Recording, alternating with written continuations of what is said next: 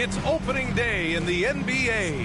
Thanks for joining us. And it's opening night. Great to be here with you, Clark. Always great to be with you as well, B.A. And this is perhaps my favorite night of the year when you talk about the NBA opening night. So much excitement, so much.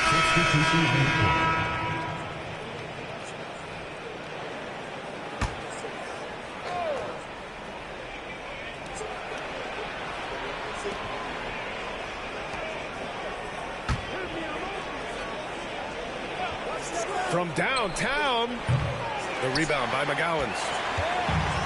Gone 1 for 5 from three-point range. A cold start.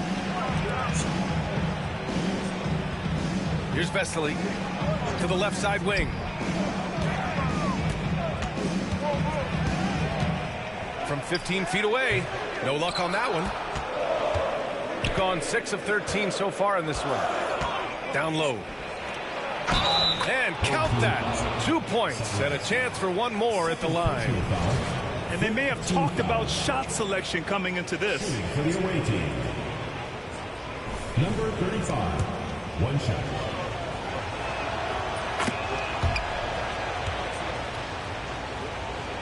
Here's Satoransky. He has 6. Here's McGowens. Can't get it to fall. Gone 7 of 14 and looking in control.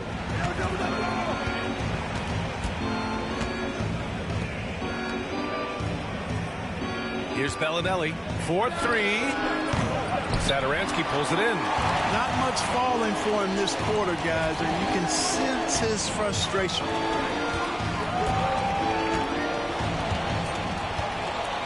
They set a pick. Here's Vesely. Pass to Parker. 6 on the shot clock. Here's McGowens. No points so far. And it's going to be a... In the game total, only shot 46%. And out of the 16 games, had 5 games below 40%, and 6 games above 30%. That was 46% in 3 shots per game. That's highly, highly impressive. But of course, from LeBron James not taking 30 shots, that percentage is 4% higher. Now, that same scenario.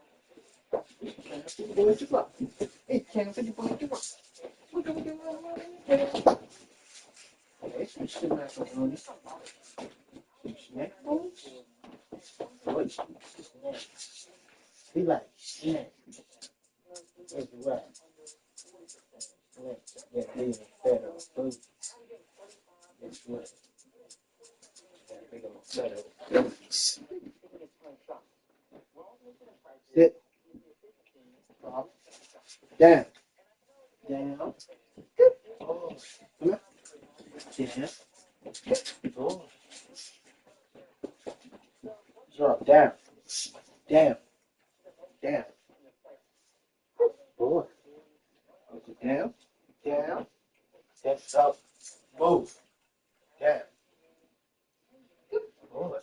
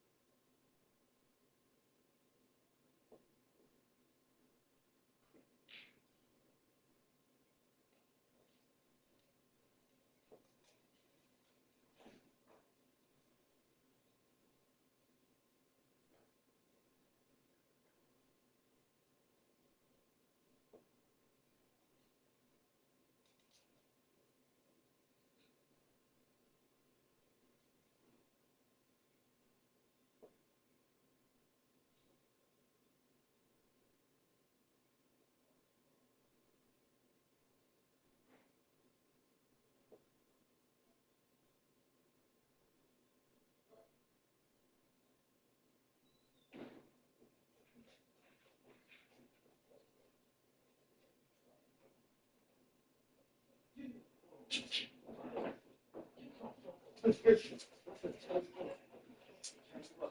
I'm cute. Come on. I'll tell you what, you're so cute.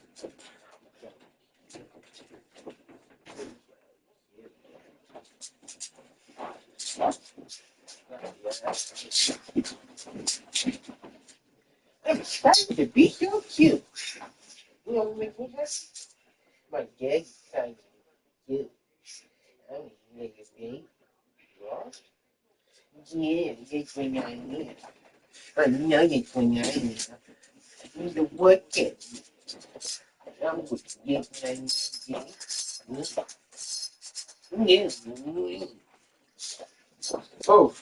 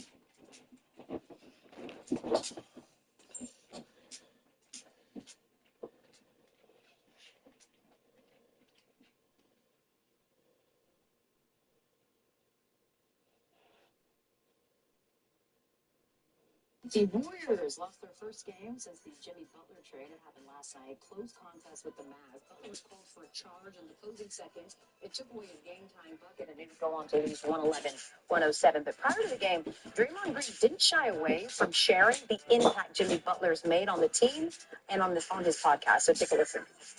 You got Jimmy Butler. This is no small feat. 24-second violation. They turn it over.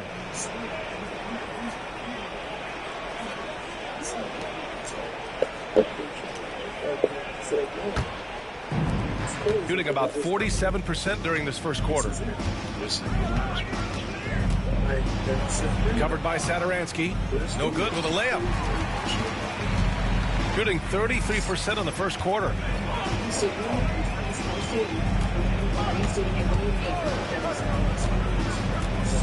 Pass to McGowens. 6 to shoot. Got it from about 16 feet. You have to appreciate guys who can work the mid-range area. It's clearly how you keep defenses honest. And I tell you what, guys, I mean, with this combination of size and touch, he's a real threat from mid-range. Inside. There's no other way to look at it. Little turnaround. The rebound by McGowens. Gone 1 for 5 from three-point range. A cold start. Do similar things in terms of breaking down. Steph is always looking for the ball to the middle. Fader on the way. No good. He knows more than me, so he's absolutely ready to come back. But it's not going to be enough to come in with the city. Covered by Satoransky. And the layup is good off the glass. 6 points for him. And he gives up some size inside, but makes a great adjustment on the finish. You know, with that size difference, that's not an easy shot. I mean, I don't care how close to the rim he is, that's a tough shot. It's essentially very similar to what the system is essentially a Lakers. Ultimately, you're forced to just here's McGowens. Really expect much. That's good on the jumper.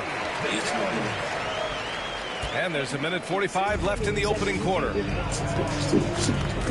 Pass to Bellinelli. Out left to the wing.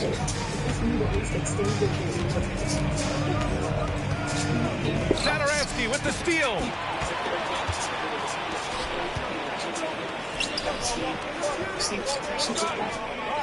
Here's McGowens.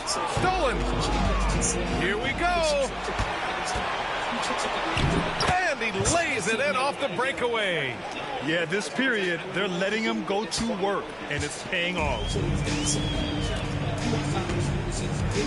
Now Satoransky. 6 points for him. Here's Vesely. Back to Satoransky. Off target from three-point range. Shooting about 47% during this first quarter. There's 48 seconds left in the first quarter of the game. Pure from three-point range. So far, they're owning both ends of the floor. We'll see if they can keep this going. And, you know, nothing like getting an opponent on the ropes early. You love that if you're on that side of the scoreboard, and they are landing some haymakers now. Parker. He's in his comfort zone. 2 for 2 to start this one. I like that. Punch it inside. You usually end up with a good shot and or get fouled. stuff like that. So this is sort of three different constructions. That's just unheard of. You don't see one extended. You don't see a team win 8 years after winning. There's 21 seconds left in the first quarter here. Satoransky outside. Pass to McGowens. Tries it from 19, and the bucket is good. McGowan's got 6. Just 4 seconds left in the first. Not going to go that time. The baskets were coming early and often in the first quarter. Leading by 6. Let's take a quick break, and then it's on to the second quarter after this. But it's still around. And that's one thing I want. In Golden State than Paul George's is in Philly. Paul George not exactly having a Shalimar night. It was actually a night to forget. Yesterday, he goes 1 for 7 against the Nets from the field. That includes 0 for 5 from deep, and man is only 2 points all game in a game without Joel Embiid and Tyrese Maxey. The Sixers lose 100 to 96 and drop to 20 and 34 on the season. Wendy, what do you make of what you saw from PG-13 yesterday? Is the tremendous belief in their bench. They were looking for points, and they knew that maybe in the back end of that contract. What made you kind of clap back at him for calling you the softest superstar Celtics history? Fresh throughout the game. I don't know. Had some time yesterday. Outside Tucker. Jacks up a 3. The rebound by McGowens. Shooting about 43% on this one. Here's Vesely. Pass to McGowens.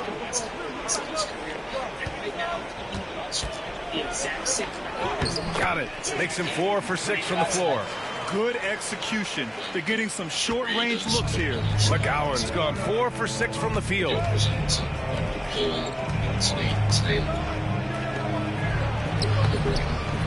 Outside Tucker. The 3. The rebound by McGowan. McGowan's got 4 rebounds in the game. Pass to Satoransky.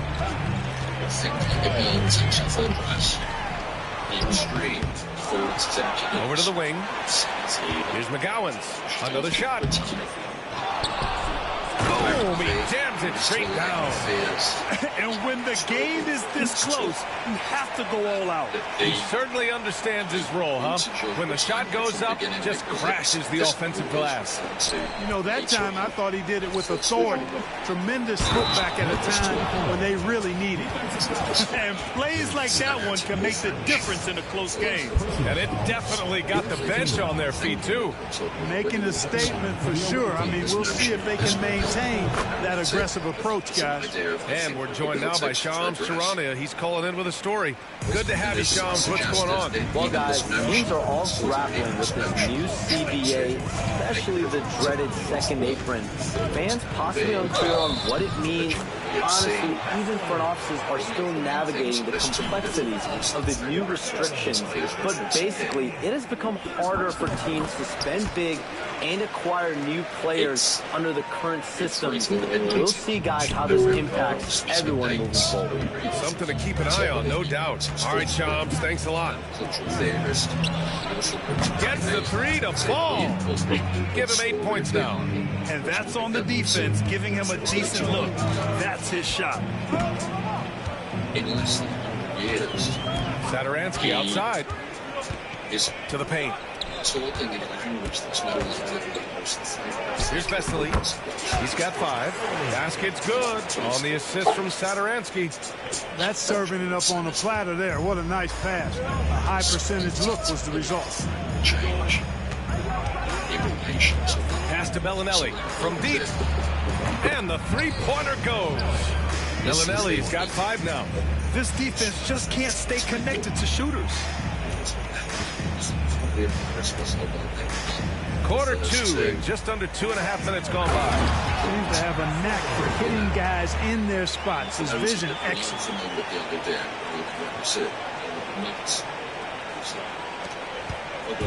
We've got 3 of 6 shots to go here in the second quarter. It's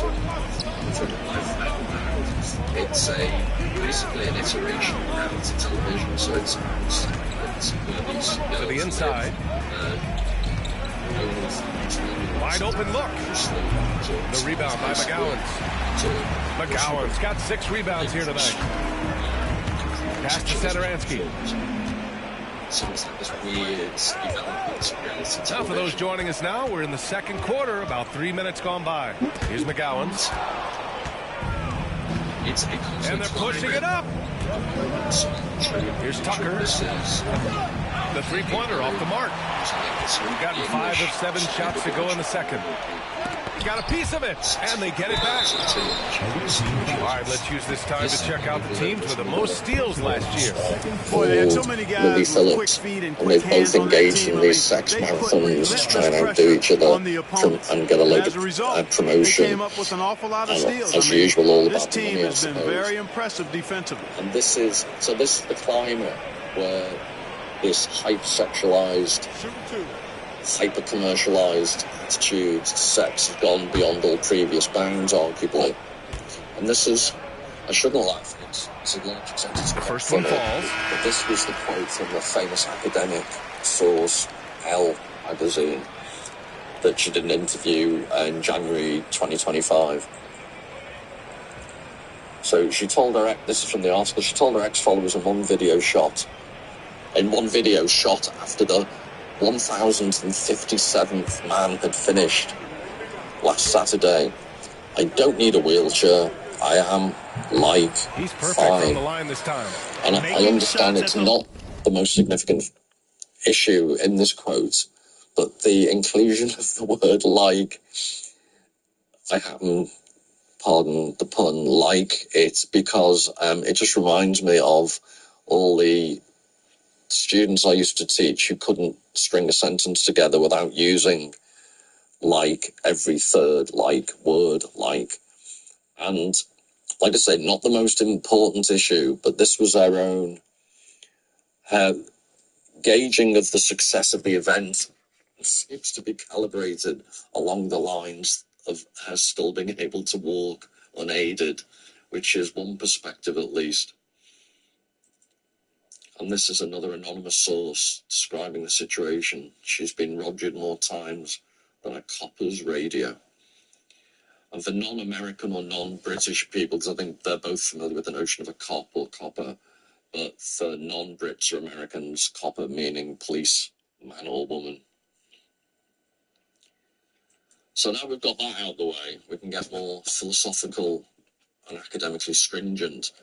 But this is a guy called Jean Baudrillard, and he died in 2007, and I'm trying to remember his date of birth. I think it was probably 1929. I'm pretty sure that was right. And I think he's a massively misunderstood philosopher, because he had a certain Gallic sense of humour that I think, ironically, a lot of Anglophone critics and interpreters of his work just completely missed. So he was dismissed by a lot of people as a postmodern relativist. He was condoning modernity or contemporary society and the way it's gone, completely hyper-real. And I'd argue just even a cursory reading of his work suggests the opposite. I honestly think he was much more like an Old Testament prophet, warning of the dangers of the state we've got ourselves in. But I'll give you examples of his concept of the idea of the obscene, and how, as I showed with the Bataille quote, arguably we've lost any concept of the obscene, but to the extent that it can still be discussed with some type of conceptual clarity, I think Baudrillard offers a really interesting perspective. And just to make the quite obvious point that obscenity has been with us since the year dot, here's an image that will help us get to the bottom of things.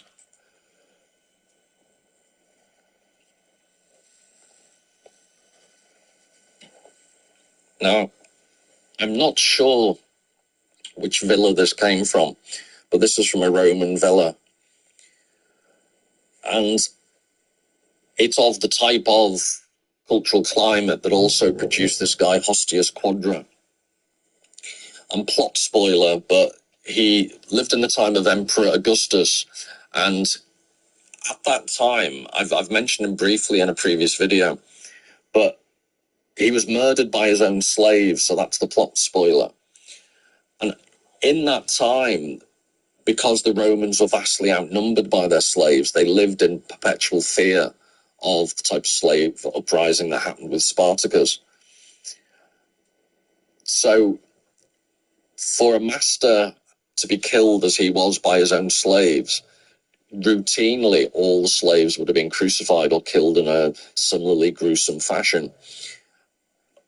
He was such a deviant, though, this Hostius Quadra, that Augustus didn't condone the killing of the slaves, so the slaves were allowed to get away with it. So that just shows you how bad he must have been. And this is a excerpt from Seneca, who wrote about Hostius Quadra as follows. There was one Hostius Quadra whose obscenity formed a model for everything that was lewd on the stage. He was rich and avaricious, a very slave to his millions. He was eventually murdered by his own slaves. The late Emperor Augustus considered his murder undeserving of punishment, and as good as declared that he had been justly slain. This man's lust knew no distinction of sex. Among other things, he had mirrors constructed that reflected images of abnormal size, causing, for example, a finger to exceed the size of an arm in length and thickness. He so arranged his mirrors that he could see all his accomplices' movements and could gloat over the imagined proportions of his own body. So there's inopportune moments, I'll reintroduce my face. So one reason for just showing this is that I'm under no, just to prove I'm under no illusions that obscenity is somehow a modern contemporary development. So I'm not describing the following argument or getting involved in the following discussion under the premise that it was always better in the old days. So there were deviants like Hostius Quadra. The point I would make is he was recognized as a deviant. And I'm throwing out there the issue of what do you do in a society in which deviancy no longer has any valence, because if anything goes, what can be described as truly deviant, that seems to be the path Bonnie Blue and Lily Phillips are on. I think at one point, forgive me if it comes up later, but Jean Baudrillard has a quote where he talks about the idea of someone in the middle of an orgy and someone whispers in the other person's ear, "What are you doing after the orgy?" Because they're slightly bored. It's all very mechanical and boring, so they're trying to find what you do after the orgy is the type of situation I think Bonnie Blue, Bop House and Lily Phillips encapsulate. So anyway, this is just setting the scene. There's always been, always will be, there always has been historically a notion of obscenity. But also, art has always been a refuge for eroticizing the obscene, for sublimating it, for changing it into something artistic. So I'll give you a series of examples now. So this is Joaquin Segoya, who's basically a Spanish impressionist.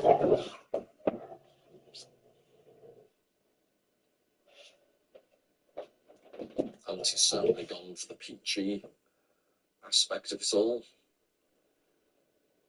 So that's all obviously plush and the feminine form, a panegyric to pink. But this is fair, and by the way, I'm not claiming this is fabulous art, but I'm just suggesting I don't think, even if you were a prude, you would call that obscene. I think in our complex artistic technical language that would be described as being all about the base. And similarly, an even more appropriate musical and visual reference. Yeah, pretty crazy stuff. So we talked about Stephen A. Smith flirting with a run for the presidency. Obviously, I think Zach and I both have mixed feelings about Stephen A. Smith, but I'm kind of at the point where I think it's Crystal Palace. Oh, is it? Is it Breaking Points? I think it's Chris. No, I think it's Breaking Points. Oh, sure, it definitely is. Because it's a segment that I actually just downloaded so we can take a look at it. But either way, I personally welcome Stephen A. Smith or really anyone at this point challenging Donald Trump for the main reason being that I think it's to normalize the idea of there being not trying to sound hyperbolic or dramatic, but I do think that people with high profile like Stephen A. Smith should say, yes, I will run against Donald Trump. There will be an election. There will be a primary. This is still, a democracy where people get to vote every 4 years and stuff. And again, he has a lot of popularity, a lot of clout, and he has said some pretty progressive things in the past, in addition to a bunch of centrist nonsense, some of which is discussed in the Breaking Points clip. But either way, Stephen A. Smith has not just said this once or twice now, not just a one-off comment. He's doubled down. He's continued to discuss it. And now he's tweeted out this Breaking Points clip in question. Do you want to watch a little bit of this, Zach? Oh, yeah, let's run it. Okay, cool. Let me pull that up real quick. Yeah, because I know there was also a video that Kyle put out about Stephen A. Smith, but I think this is that was from Crystal that Kyle in front. So I think this one is the one that's from BP. Gotcha. But yeah, he's been gaining a lot of traction, and the reality is that Stephen A. Smith has been, for the last 6 to 8 months, really engaging on a political level. If you guys go over to Secular Talk, I've seen maybe 4 or 5 Stephen A. Smith clips over the last year come from Kyle. And while he's not a guy that I've ever really taken seriously as a political commentator, he's not the guy that I would go to, mold my own outlook on the world. I think he's a really effective communicator. I think he has an audience of people that would definitely support him. And I think that he just does what you have to do if you're going to be a presidential candidate, which is to command attention. Yep. You know what I mean? Yep, 100%. Let's check out at least a bit of Sagar and Crystal's analysis. Who's going to fix these problems, Sagar? Who? President Stephen A. Smith. Honestly, You could do worse. You could definitely do worse. he's against weed. I'm pro Stephen A. Is he really? Yeah, his "Stay Off the Weed" is one of the most famous clips. Really? I didn't even think about it. Producer. Yeah, I guess I should have. Yeah. Well, Thank you, Stephen. in Thank you any for case, preaching against the dangers of the neurotoxin cannabis. sensing a dearth of talent on the Democratic side, Stephen A. Smith is floating the idea. Maybe he'll take a run at the presidency the next time around. Let's take a listen to what he's had to say. I'm trying to help. I don't want to see you get your ass kicked in another election. I don't want to see you lose in the midterms. I don't want to see you lose 4 years from now in advance with J.D. Vance or Marco Rubio or somebody being the next president of the United States just because they're opposite you. I want the best candidate for the country to win. That cannot happen. That can't happen if you have no voice. But I was just trying to make a profound point, and that is that I think the Democratic Party in the state that they find themselves in, I think somebody like me could actually win. I certainly think that I could beat any of those candidates that you put on the screen. I can tell you that right now. I certainly think if I was running up against somebody like you, I would win that race too. So when you think about it's funny, he's talking to Sean Hannity, and one of the things that I think is interesting about Stephen A. Smith is that he is actually really good friends with Sean Hannity. And I just think that's good context for everyone. And again, it doesn't mean that he's disqualified, but this man legitimately is pals with Sean Hannity. He's a regular on Sean Hannity's show. And when you listen to Stephen A. Smith talk about Sean Hannity, he says, Sean Hannity's my brother, right? That man's my brother. I love that man. I love that brother. But he doesn't ever, I don't know, candidates that you possibly go up against. Why don't you run for some sort of office? I think you'd be great. You'd have my vote. Please answer. Huge fan. Peace and love. First of all, the only office I would ever be interested in is the presidency of the United States. That's it. That's a red flag to me, by the way. What do you think about somebody who says that? The only time they ever want to be in politics is if they're going to be president. I'm like, that makes me think you're not really a public servant. That makes me think you're not actually that interested in representing the people. That makes me think you want to glom onto some clout. I think that, to give the most charitable take, just to kind of play devil's advocates, I'm not a huge Stephen A. Smith fan. I didn't even really start paying attention to this guy until a week or so ago when he began to tease this. So don't get it wrong. I'm not really coming out here to defend this notion, but I think that I could understand the mentality from someone who's in a position of profile like Stephen A. Smith, who up until this point wouldn't have thought about running for president, but now does see a lane where they're like, okay, if this is the game that's being played, if people like Donald Trump are getting elected and are threatening to stay in power, then I guess someone like me might have to step up to the plate. Someone who can match that level of brash celebrity. Again, even if I wouldn't have any interest in otherwise, almost like, I got to do this because no one else can. And just becoming the governor of freaking Massachusetts wouldn't really have an effect on the nation. He's like, we got to right the ship. We got to take the control away back from Donald Trump. And that's more what the mission is about than just like, I want to, get involved in public service.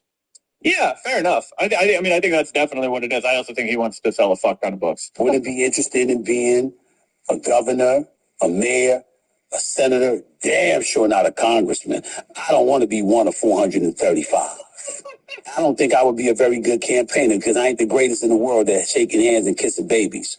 But I know I'd make decisions and I wouldn't hesitate. We gonna do business in the United States. Businesses ain't gonna be scared to open their doors and only let 2 or 3 people in at a time because somebody gonna get robbed. Oh, hell no, not under my watch. So I have consumed a lot of Stephen A. Smith over the past number of years because God loves this guy. I was gonna say, dude, I knew before she finished her sentence, and I was like, I've watched Kyle for a long time. This dude loves talking about Stephen A. Smith and Skip Bayless over the years. Those are the 2 guys that I feel like he always brings into the fold. Charles Barkley, sometimes he'll make a video about him on the mic too. Really? That's right. Yes, even though his politics are very centrist. Leftists are sharing a tweet that he put out years ago where it was like, listen to Bernie Sanders, and he's exactly right about everything. To be like, oh, maybe. But I mean, we know his politics are very, like, normie, always skewing to the center. He's real buddy-buddy with Sean Hannity. Loves this, loves him, loves the whole mantra of bipartisan sort of norms, etc. But he is at least charismatic. He is at least charismatic. He's at least unafraid of, he's not afraid of controversy. He's not afraid of, actually saying what he thinks and stating it in a clear and unequivocal manner.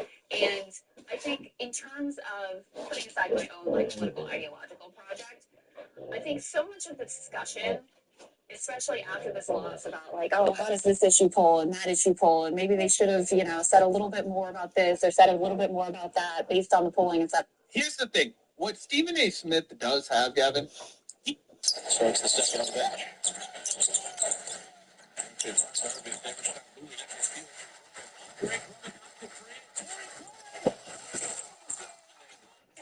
in absolute growth every single thing that the Democratic Party is missing, right? Besides policy. But I'm talking about the container that you come in, the package that Stephen A. Smith. Your wife is half Palestinian, and I've heard you say they've been trying to kill her, but she keeps using the kids as human shields. So have you considered negotiating a ceasefire? Well, the thing is, every day, every minute of the day in a married life is a negotiation. Everything can blow up into a full-scale war, starting from a simple sentence like, good morning, what should we do with the kids today? What should we do with that piece of furniture? Okay, this is hilarious. Funny analogy. So this is Bassem Youssef's interview with Lex Friedman. Basically, this is after Bassem Youssef went viral with Piers Morgan with that 20 million view initial interview. And I actually never had the chance to watch this interview because it's super long. It's like over 2.5 hours or something. So I'm watching a highlighted version today with all of the best moments in it. I hope you enjoy that as well and save your time and convenience. If you really enjoy that, make sure you like the video and subscribe to my channel. Now let's continue. Any sentence can lead you to heaven or to hell at the same time. So you do negotiate with terrorists? Oh, yeah, 100%. You must? Okay, sorry, just funny analogy, man. Funny enough. And for her, I am her terrorist too, so it's equal. Terrorists on both sides. One of your favorite words? Jihad? That's my favorite hobby. Okay. I watched this interview mainly for Bassem Youssef, but Lex Friedman is kind of being funny. I don't really find him as a funny guy or entertaining, but he's being pretty funny so far in the beginning of this. It's his favorite hobby. It's my show. It's like, what's your favorite? It's like, I talk about like how when a white shooter does something, he talks about all of his family, and I was like, what if we took this one like for Arab terrorists? What are his hobbies? Jihad. You see, you should be a comedian. Yeah. Wow, you're making me feel good. Okay. Sam Harris has done several episodes on jihad, and people should go listen to it, even if you disagree with it. But the basic idea that he's proposing is that this idea of jihad in the negative connotation of it, of martyrdom, is a thing that is counterproductive, is destructive to the possible future flourishing of Palestinian people. What do you think of that? There's just the idea of martyrdom. I totally agree, but like people don't wake up in the morning and say like I want to declare jihad. Think about it. Why would anybody choose to end his life by taking other people's life? His life must be miserable. He must be pushed into that. Nobody chooses death of life willingly. One of the first suicide bombers in the Palestinian resistance were Christians. It doesn't matter now. That's why you can't argue with Bassem. He knows his details and his information so well. How many of us knew that the first suicide bombers were Christian? I certainly didn't. Who do you vote into power? They would not listen to you. They would listen to the people who paid them to be there. And it is very concerning because I can see the American democracy is turning, not even slowly, very rapidly into an oligarchy. If I'm sure that all of the millions of people who are voting, they don't vote for the NRA. They don't vote for AIPAC. They don't vote for the pharmaceutical companies. They don't vote for the military industry complex. And yet, the people in power, they come in, they take your vote and my vote, and they are loyal to those people, not to us. It's like, Wow, that was actually, again, this interview is pretty old. Like, I want to say at least a year old. Bassem Youssef called it. Now, America today, I would say it resembles an oligarchy for sure. And I don't want to get too political here, but the fact of the matter is there are a lot of billionaires in the government right now, and an oligarchy is a government run by the richest individuals. So we're pretty close. like an incredible 60 Minutes. I'm sure that you saw it, the one about like the gouging of the prices of the Department of Justice. It was one of the most fascinating things that I've ever seen.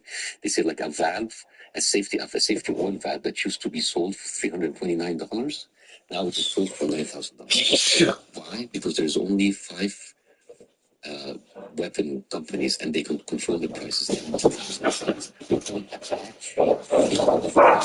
army in Iraq was grounded because there was one valve that they were like getting the price and didn't want to give them. The Stinger missile. Star date 1513.1. High position orbiting the planet M1. On board the Enterprise, such as early ruins of an ancient and long-dead civilization. Ship Surgeon McCoy and myself are now beaming down to the planet's surface. Our mission, routine medical examination of archaeologist Robert Crater and his wife Nancy. Routine, but for the fact that Nancy Crater is that one woman in Dr. McCoy's past. Pick some flowers, Doctor? When a man visits an old girlfriend, she usually expects something like that. Is that how you get girls to like you? By bribing them. Doesn't seem to be anybody around, does it? Well, they'll be along. You rushed us down 10 minutes early.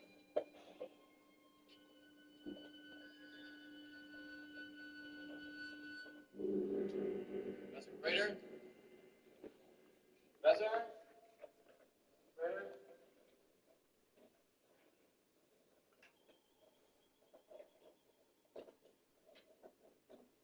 Nervous, Dr. McCoy? Yeah, a little bit, I guess. You see, we walked out of each other's lives 10 years ago. Married to Crater, and for all I know, she may have forgotten me completely. Oh, bonehead ideas, Jim. How did I let myself into that?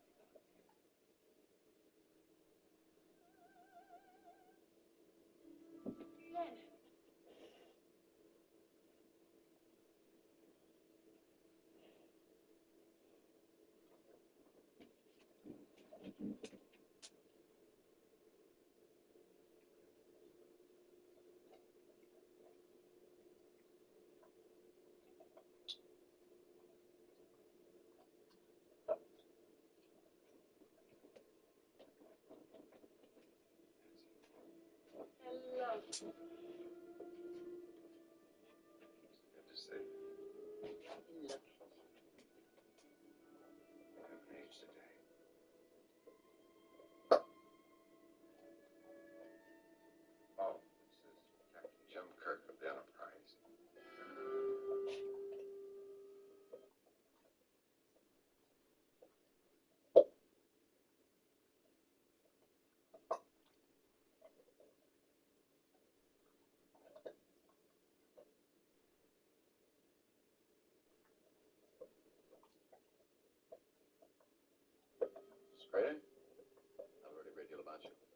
all good, I hope. And Crewman Darnell. How do you do?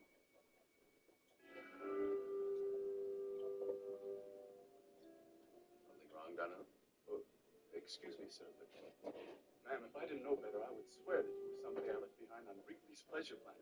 It's funny, you're exactly like a girl that... A little less mouth, Darnell. I'm sorry, sir, I didn't mean to... I mean, I know it's impossible, of course. Why don't you step outside, Darnell? Yes, sir. Thank you, sir.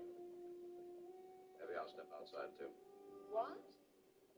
And let plumbing Santa be all alone?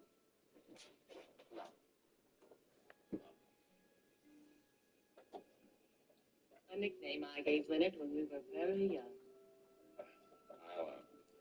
I'll wait for the professor and I'll catch you both at once. I'd better go get Bob. Every time he starts digging, forget time, sleep, food, everything. Be back in a minute.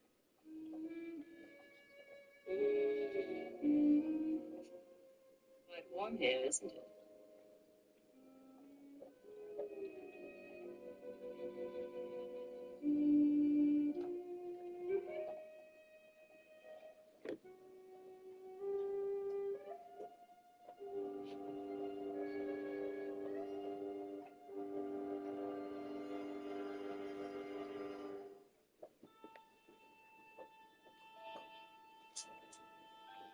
Space, the final frontier.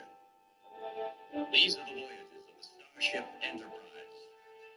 Its 5-year mission to explore strange new worlds, to seek out new life and new civilizations, to boldly go where no man has gone before.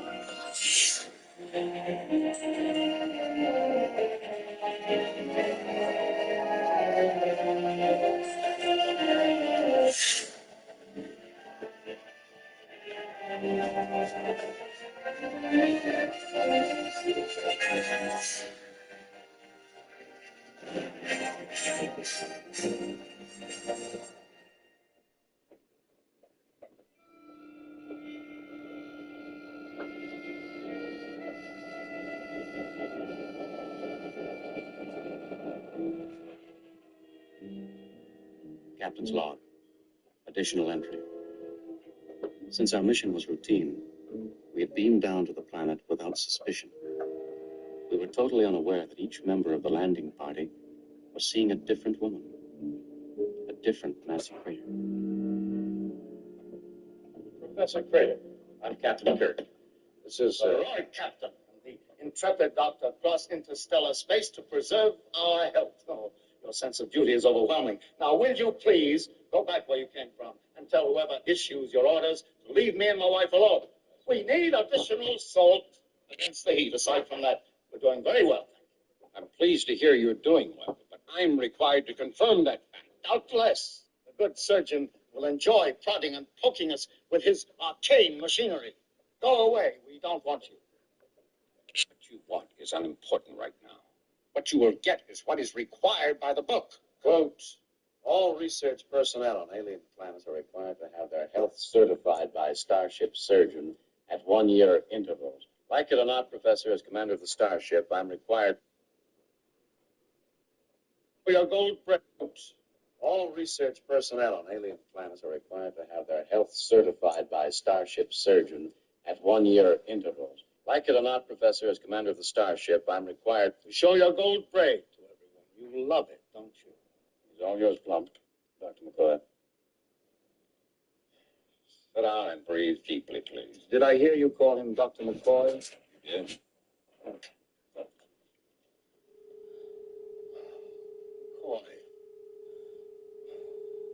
I've heard Nancy speak of a Dr. McCoy.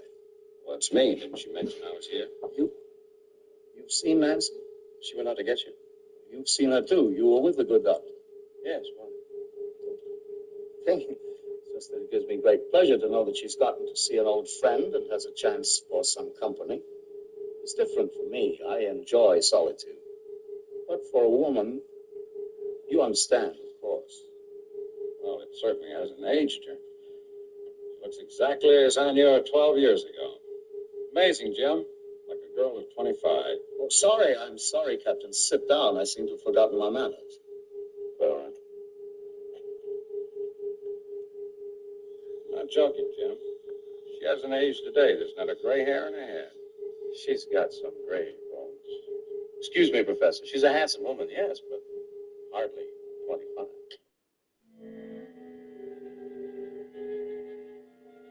You've seen my wife with the eyes of your past attachment, Doctor. I'm sure when you see her again, she'll be of a believable age.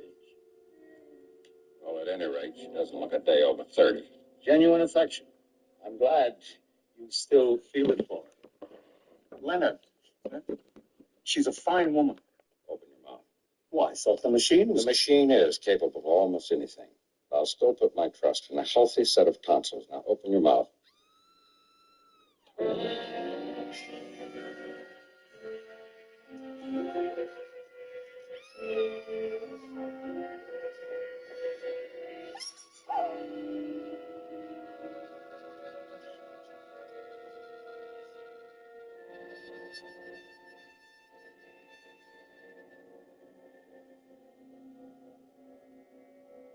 McCoy.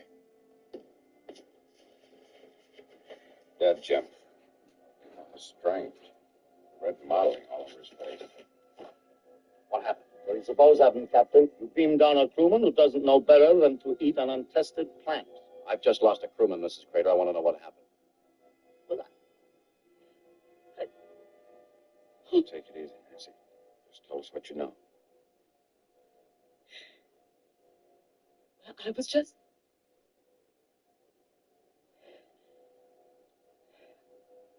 I couldn't find Bob, and I was coming back. I crossed to your room. I wanted him to know I wasn't offended by the things he said back then. You remember? That I noticed he had a Borgia plant in his hand. If I could say anything, he'd taken a bite from it. He fell. His face twisted.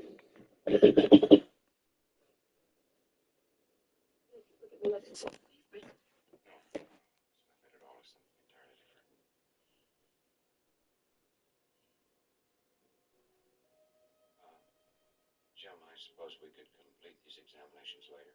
We don't need an examination. You can see that. Perhaps you could take your man and... We're well aware of our next duties, Professor. We'll complete your examinations tomorrow.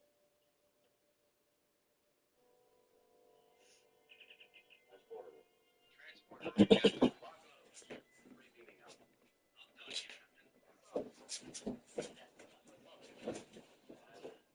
Slow down.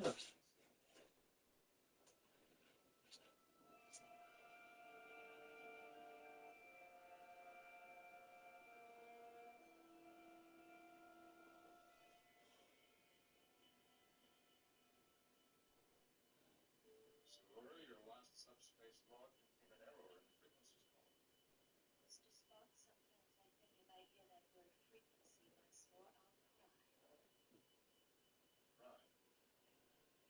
I was just trying to start a conversation. Well, since it is illogical that communications officers resent the word frequency, I have no answer. I'm an illogical woman, beginning to feel too much a part of that communications console. Why don't you tell me I'm an attractive young lady? Or ask me if I've ever been in love? Tell me how your planet functions on a lazy alien beings. No, you haven't. I'm an illogical woman, beginning to feel too much a part of that communications console. Why don't you tell me I'm an attractive young lady? Or ask me if I've ever been in love? Tell me how your planet functions.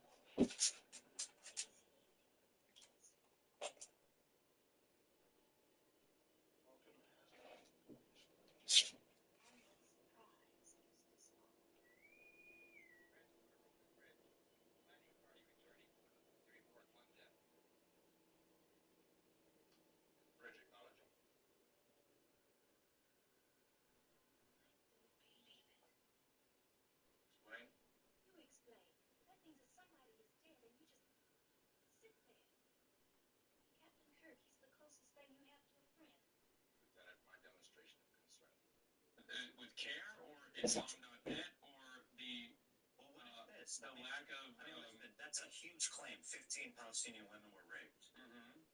I was sexually abused in photographs, she said. But, like, what? I don't know what this is. What is this? What do you mean?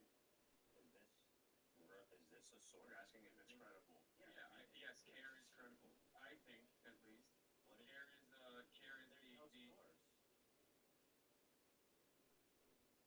Raped.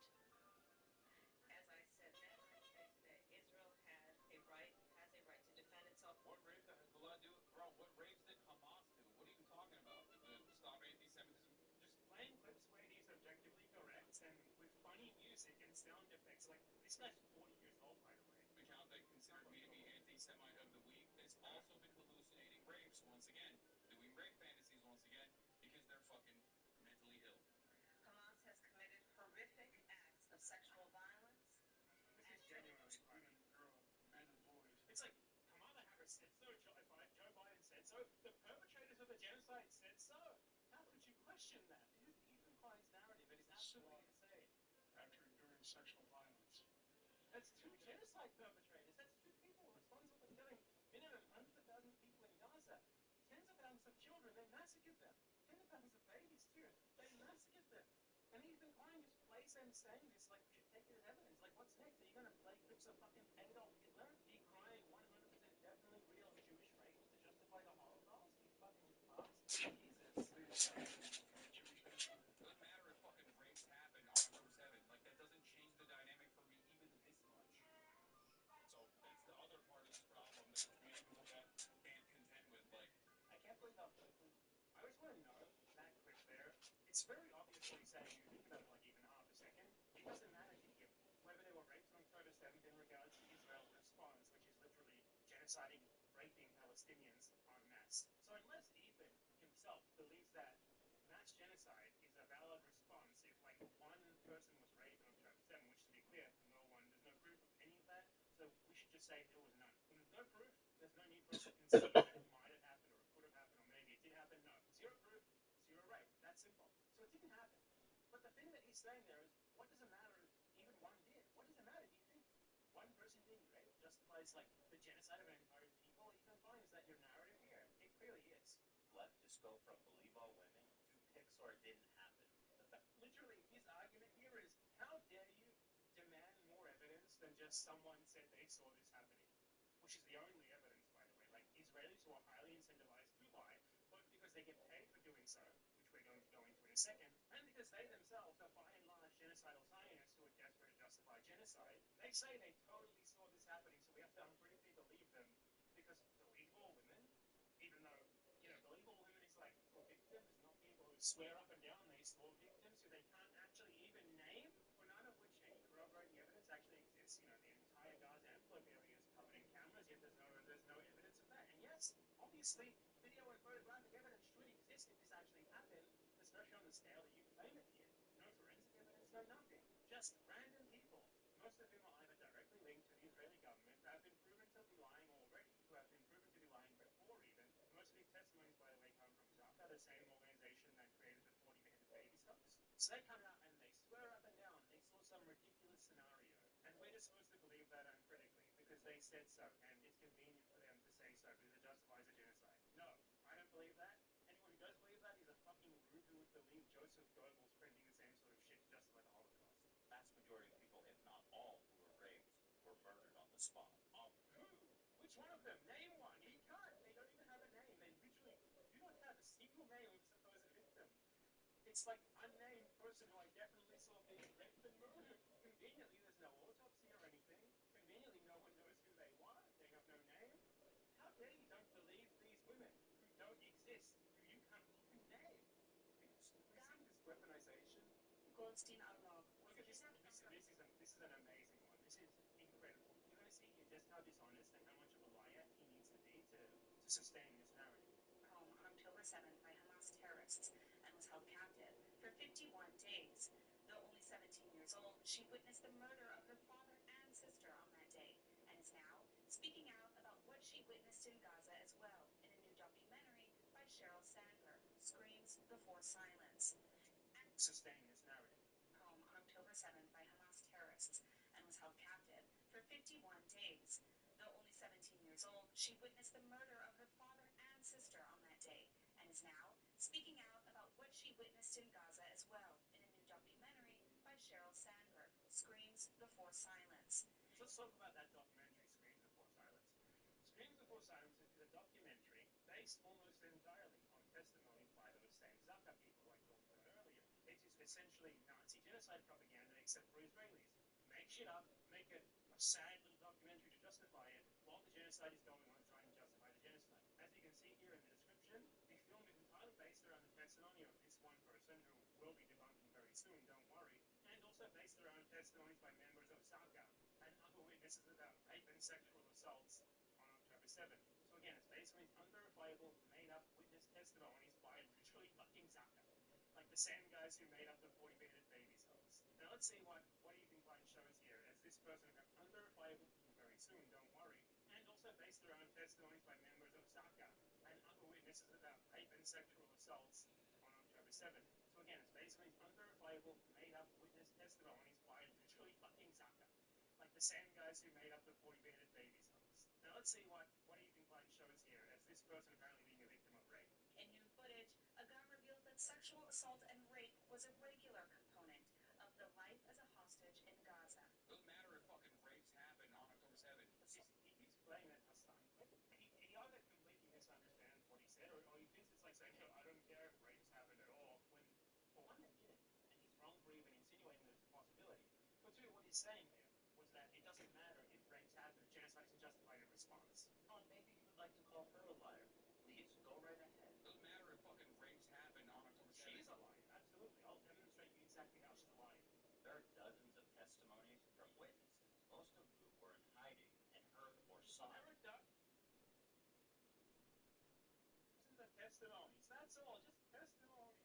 We're supposed to uncritically believe Israelis, most of whom are literally directly linked to the government, who are fanatical genocidal Zionists. We're just supposed to take them at their word.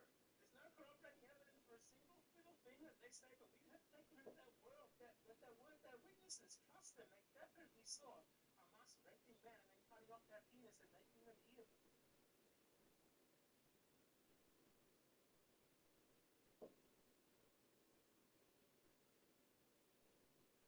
Genocidal Zionists wouldn't ever lie.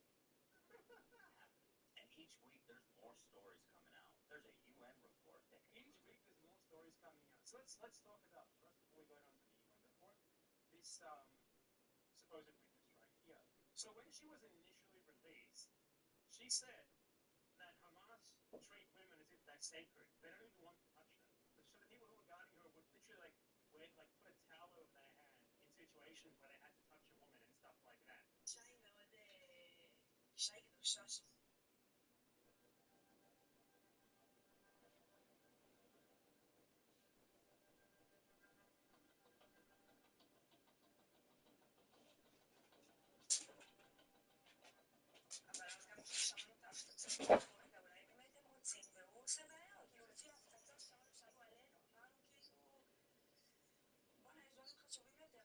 So, what happened here is that she made comments directly contradicting this later testimony where she said, they treat us women very well, they wouldn't even touch us. And she also made comments critical of Netanyahu. She was saying, like, when she heard shelling nearby, she was like, well, he doesn't really care about us at all. Those shells could hit us. And then, under this pressure that she received after this, like a ton of comments of hatred from Israelis, oh, wouldn't you know, she completely changed her story to this completely uncorroborated story of witnessing, like, not herself being raped. She's not a rape victim, though Ethan Klein is going to claim that she is multiple times here, but claiming that she saw others being raped and sexually assaulted, other hostages. Something for which there's no corroborating evidence at all. No other hostages come forward and said, yep, that was me. It's really obvious what happened here. She said, based on her own real experiences, when she wasn't being influenced by anyone, when she came out and she gave this first interview, they barely even touched us. They refused to even touch us, stuff like that. For them, women are sacred. Blah, blah, blah. Fuck Netanyahu. And then, months after that, after she received a barrage of hatred for doing so, this 18-year-old, she's 18 by the way, and after undoubtedly being offered a ton of money by Zionist businesswoman Sheryl Sandberg, she completely changed her narrative to this one, a completely unverified, uncorroborated, zero evidence testimony that directly contradicts what she said earlier. Which, to be clear, no, I don't believe. some 18-year-old who was pressured into lying by fucking Zionists threatening to kill her on the internet because she said that Hamas aren't like murderous raping apes? Like, what do you think Klein believes that all Arabs? So there, easily debunked, no problem. She's lying. She's incentivized to lie, and she was pressured into lying by Zionists like you. No evidence whatsoever. And even regardless of that, Ethan Klein's talking about October 7th here. This was afterwards. So even if this was true, which to be clear, it is not, there's no reason to believe it whatsoever, this was after October 7th. There's no evidence of any rape or sexual assault happening on October 7th. In fact, let's say there was one rape or sexual assault on a hostage in Gaza out of the hundreds of hostages who were there. Guess what? Israeli men sexually assault Israeli women at home, domestically, at much higher rates than that. So let's talk now about this UN report that he cites here. So this UN report did not have an investigative mandate. And note in the original clip that Ethan Klein showed of Hassan Badi verbally denying this, he said that there was no evidence of systematic mass rape by Hamas on October 7th. So the person who was in charge of this report, Camilla Patton, she was asked directly, would you say that you found a pattern of sexual violence that was a strategy of Hamas, both in the October 7th attacks and in regards to the hostages? Patton answers definitively in the negative. Oh, very simple. So quite clearly what Hassan was saying in the longest clip that Ethan Klein played there at the beginning is correct according to the report that he himself cites. Now let's talk about this report. So this report was not actually an investigative report because Israel does not allow actual real UN investigations, as in like real independent detective work with free access to everyone involved, their own ability to scrutinize the evidence, the actual capacity to make real conclusions based on more than just what you've been shown by the Israeli government selectively. Israel has not allowed it to happen. This is from January 8th, 2025, reported in the Israeli newspaper Haaretz. Israel blocks UN probe into Hamas sexual crimes on October 7th to avoid inquiry into abuse of Palestinians. So quite clearly, Israel does not have much faith in the actual evidence for this supposed mass rape narrative or even one rape narrative, that matter. Hence, here they are, actively impeding any sort of investigation into whether it happened or not. Especially because they themselves have actually committed mass rape and they definitely do not want them way better evidence for that to be uncovered. So you might ask, how exactly was this report put together? Well, Camilla Patton herself told us she was chaperoned around by the Israeli government and shown what they wanted to show her in an extremely carefully planned visit, trying to ensure that she comes to the conclusions that they wanted her to. They conducted confidential interviews with 34 individuals and visited 4 attack sites, as well as a morgue, and reviewed 5,000 photographs and 50 hours of footage of the attacks. And within those 5,000 photos and 50 hours of footage, which they chose to show her, apparently just to like waste her time, because in the end she concludes that in her assessment of the available photos and videos, no tangible indication of rape could be identified. And then she noted after that that the Israeli government told her that, oh no, these videos definitely exist, but they were just removed and we couldn't recover them. And then she went on to say that it is in the view of the mission team that had clear digital evidence of sexual violence or orders to commit sexual violence had been circulated in the mainstream, it would have likely been discovered given the volume of information posted online and further circulated, making the removal of all trace of such material quite unlikely. So Israel has, 50 hours of footage of October 7th, 5,000 photographs that they gave to this non-investigative mission, that none of which had any evidence of rape or sexual assault, but which they nonetheless gave them, like, I guess, as like a big dish gallon. Apparently didn't work though. I guess it did work overall because the conclusion of this was that there were reasonable grounds to believe conflict-related sexual violence occurred. Reasonable grounds to believe. This means basically nothing. This was a non-investigative trip headed by ran by one single person with the whole experience totally 100% curated by the Israeli government, and this reasonable grounds to believe is based on nothing but unverified anonymous testimonies that the Israeli government put forward when she visited, none of which had ever been heard by the public before this happened, which was literally 6 months after the Gaza genocide began, when Israel was in the middle of a massive propaganda blitz, desperately trying to justify that genocide with this mass rape hoax. The first thing they went with was the 40 beheaded babies hoax, and when that didn't stick, they moved on to the mass rape hoax a month or so later. And suddenly, now that you could get famous and make a lot of money in Israeli society by coming forward with a fake story of how you 100% definitely saw mass rapes on October 7th, a bunch of people were happy to come forward with this, and the Israeli state was very happy to use the bullshit they made up to justify their genocide.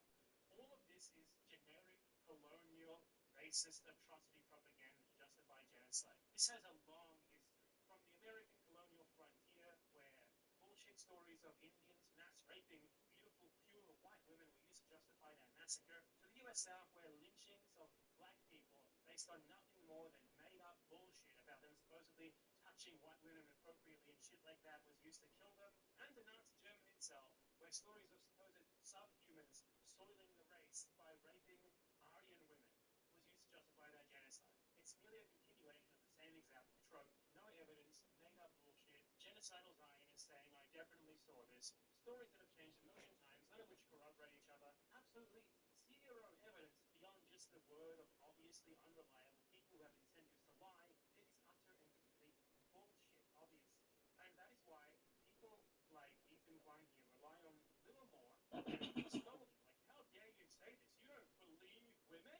You don't believe this supposed witness who changed her story after being mass harassed by genocidal Israeli Zionists, which obviously would have been corroborated by other hostages if it was true, because obviously for her to witness hostages being raped or sexually assaulted, there would have to be people who were raped or sexually assaulted, and not a single one of them has corroborated this. So who knows, maybe in the future, if they're offered enough money, someone will come out and lie about it.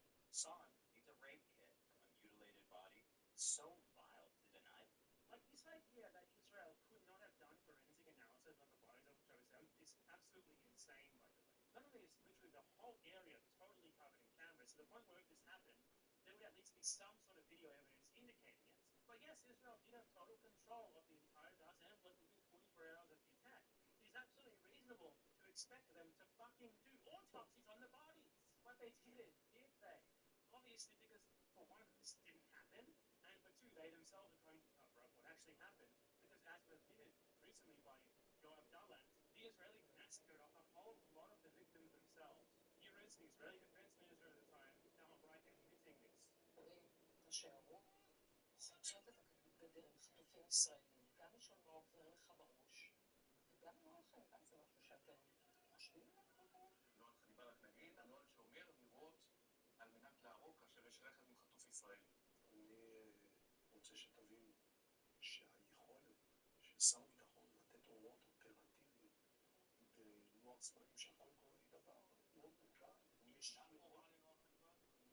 אני חושב שבאופן טקטי במקומות שונים ניתנה, במקומות אחרים לא ניתנה, וזו בעיה. There you go. The Israelis outright admitted that they killed their own civilians on October 7, hence them not doing anything resembling a thorough analysis of the bodies to find the actual cause of death and the actual perpetrators, because they themselves killed a lot of people who they want to attribute to being killed by Hamas. So no, we should not fall for this shaming tactic that Ethan Klein is using here. We should not let them scold us. These people are disgusting, genocidal maniacs. What they want to do here is justify genocide with made-up bullshit, black propaganda, global-style geothermal garbage. What? How dare you don't believe these people? How dare you demand actual evidence beyond just this one person saying it happened, who changed her story multiple times from earlier when she initially said the exact opposite until she was mass harassed and financially incentivized to do so. Like, that's the whole narrative here. It's nothing more than bullshit. How dare you? How dare you? How dare you? When people do that to you, you don't fall into line. You laugh in their face. Don't give them any water. Don't say, something might have happened. I just don't see enough evidence for it. No, saying you have no evidence for this, and I'm not going to buy it just because you say so, just because you pretend to be outraged. You are a genocidal Zionist who thinks you justify genocide. Of course I'm not going to believe you. And of course I'm not going to believe others like you who say they directly saw shit that they obviously did not actually see. There would have been ample evidence of this by now. To give you a comparison of how much evidence there should be, we have evidence of Palestinians being mass raped in a concentration camp by Israelis. We have video of it, literally, of the systemic mass rape of Palestinians by Israel. Actual video evidence of this. Okay? That's what this article is. Video of sexual abuse at Israeli prison is just latest evidence setting time into the torture site. So we have actual video evidence of this. Real, 100% video evidence. And we are supposed to believe that this video could be smuggled out of a fucking top secret Israeli concentration camp prison, yet Israel cannot provide us with a single piece of video photographic evidence of this supposed sexual assault on October 7th. They have an area like one of the most surveilled places in the entire world, and they do not have any video evidence of that. But we have video evidence of their mass rape of Palestinians. Okay, I'm going to be very diplomatic, and I'm going to be as diplomatic as possible in saying this. No, that's simply not true. They have no evidence this didn't happen. We have evidence it did happen. Despite all the different show evidence if they had it, they don't have it. So we should assume they don't have it. It's been more than a year now. 15 months, 16 months. And you don't have shit. It's because it didn't happen. It's that simple. They will surely try to invent evidence. They will find more and more people who are willing to lie years later. Oh, I definitely saw this. It's all going to be just as fake as it always was. They have no evidence. Crimes made with no evidence can be discarded out of hand, especially in this case. They replace evidence, proof, with shaming because they are genocide propagandists. He runs a genocide propagandist. His wife Hila Klein is a terrorist. Of fucking course they're going to spread this garbage. They want Palestinians dead. They want them dead. They love it when babies die. It's that simple. The suffering and trauma of the victims just because you need your heroes. Which victims? And Hamas to be perfect. This conflict will never end until people realize that Palestine. This conflict will never end until American settlers like you go home and stop talking about the country that you stole from the Palestinians. Palestinian liberation and Israeli security are not mutual. Israeli security. Israel is a country that is completely built on the massacre, rape, imprisonment, genocide of Palestinians. And it's like, Israeli security is not mutually exclusive with Palestinian liberation. Palestinian liberation means the state of Israel is gone. Means they get their land back. Means you're just gone. There is no state of Israel with that. There is no state of Israel. It does not exist with that. So yes, obviously these are